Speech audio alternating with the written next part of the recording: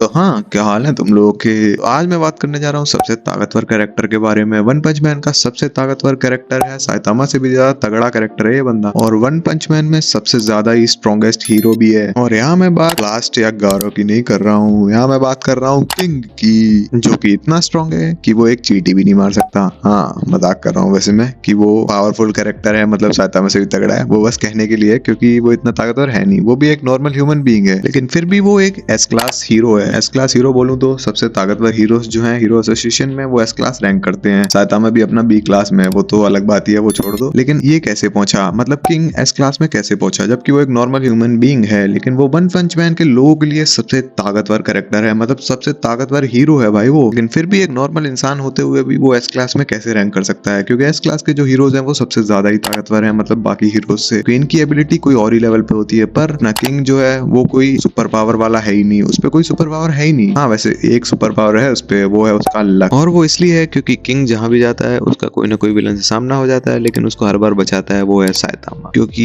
ये मांगा में दिखाया गया है, किंग जो था जब उसका सामना पहले एक मॉन्स्टर से हुआ था, तो उसके फेस पे जो मार्क है वो उसी मॉन्स्टर ने दिया था, लेकिन उस टाइम उसको साइतामा ने हरा दिया था। लेकिन लोगों को लगा उसको किंग ने मारा है, तो इसी चक्कर में जितनी बार भी किंग के सामने कोई मॉन्स्टर आया है, ज्यादातर उसको साइतामा ने ही बचाया है, लेकिन किसी को पता ही नहीं चलता था, क्योंकि साइतामा उस टाइम हीरो था ही नहीं। तो इसी तरीके से वो बन गया था स्ट्रॉन्गेस्ट मैन अलाइव, वो भी वन पंच मैन के यूनिवर्स में। और वो ऐसे ही एक एस क्लास हीरो बन गया धीरे धीरे, क्योंकि उसका लक इतना तगड़ा था कि भाई वो जो भी विलन आता था कुछ ना कुछ तरीके से वो बच ही जाता था। और एक बार तो ऐसा भी हुआ था जिस टाइम मॉन्स्टर उसके सामने आया था, वो खुद ही डर गया था किंग का नाम सुन के। ऐसे किंग में एक ऐसी एबिलिटी भी है, एक तरीके से वो अंदर से तो बहुत डरा हुआ होता है, पर बाहर से ऐसा शो नहीं करता है कि वो डरा हुआ है, जिस चक्कर में काफी मॉन्स्टर्स को लगता है वो सच में बहुत ताकतवर। जैसा कि अभी मांगा में दिखाया गया था, जब किंग खड़ा था मॉन्स्टर एसोसिएशन के सामने, सारे मॉन्स्टर्स के सामने, लेकिन वो ऐसे खड़ा था जैसे उसको कोई डर लग ही नहीं रहा था, जैसे कि वो सबसे स्ट्रॉन्गेस्ट है, जिस चक्कर में मॉन्स्टर्स को भी लगता है किंग आ चुका है जो कि सबसे स्ट्रॉन्गेस्ट है, लेकिन वो एक नॉर्मल ह्यूमन ही है, उसमें कोई ऐसी पावर है ही नहीं। लेकिन यहाँ भी वो अपने लक के कारण बच गया था। जैसे कि एक बार हुआ था जब किंग एल्डर सेंटीपीड के सामने खड़ा हो गया था और साइतामा ने उसको एक मुक्का मारा था, जहाँ पे एल्डर सेंटीपीड ऐसे ही खत्म हो गया था, लेकिन लोगों को लगा वो किंग ने खत्म किया है। उस चक्कर में किंग की रैंक भी काफी बढ़ गई थी। लोगों को अभी भी लगता है कि किंग ही सबसे ज्यादा ताकतवर है। और ऐसे ही जब एटॉमिक समुराई ने किंग को चैलेंज किया था एप्पल को कट करने के लिए सबसे फास्टेस्ट तरीके से, वो भी स्वॉर्ड से, तो वहां पे किंग बस स्वॉर्ड को लेके बैठ गया था, उससे स्वॉर्ड खुल भी नहीं रही थी। लेकिन एटॉमिक समुराई को ये लगा था कि उसने एप्पल को इस तरीके से काटा कि वो एटम्स को भी पार कर गई थी स्वॉर्ड। तो सोच सकते हो उसकी रेपुटेशन किस हिसाब से बनी हुई थी कि वो सबसे ज्यादा ताकतवर है। लेकिन क्या तुम लोगों को पता है किंग साइतामा से भी ज्यादा ताकतवर है किसी एक चीज में। वहां वो अपने लक के कारण नहीं, अपने स्किल के कारण जीत जाता है साइतामा से। और अगर तुम लोगों को नहीं पता है वो चीज क्या है, वो है